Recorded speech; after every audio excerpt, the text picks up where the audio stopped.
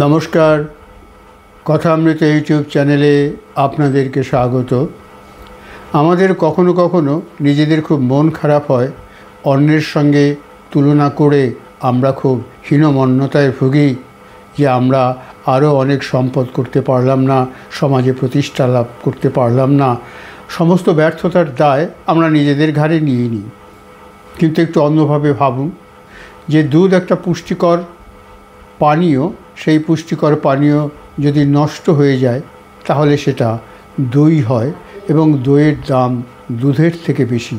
অর্থাৎ দুধ যখন তার একটা পরিবর্তন হলো, সেই পরিবর্তিত রূপ দইটা সেটা কিন্তু দুধের চাইতে দামি হলো। এবার এই দুধ যদি আরেকটু পরিবর্তিত হয়ে এটা পনির হয়, তখন সেই পনিরটা কিন্তু দুধের থেকে দাম বেশি।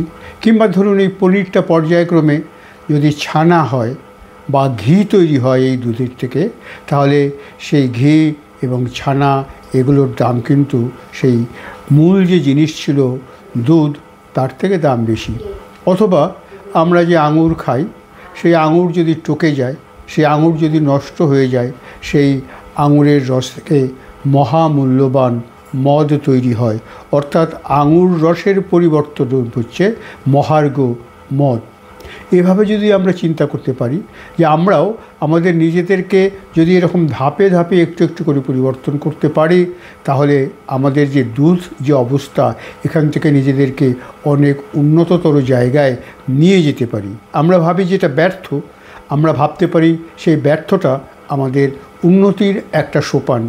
আমরা এইভাবে ভেবে নিজেদেরকে আরও উন্নত করতে পারি এবং সত্যিই আমরা দুধ থেকে দই, ঘি, ছানা, মাখন এই পর্যায়ে নিজেদের উন্নত করতে পারি। আঙুরের রস থেকে যদি মদের মতো মহার্ঘ বস্তু নিজেদেরকে তৈরি করতে পারি, তাহলে কেন চিন্তা? আমাদের সেই ভুলগুলো খুঁজে বের করতে হবে। প্রত্যেক ধাপে আমাদের কি ভুল হচ্ছে, সেই ভুলগুলো খুঁজে বের করে আমরা ঠিক সঠিক জায়গায় পৌঁছে যাব। নমস্কার, ভালো থাকবেন, ভালো রাখবেন।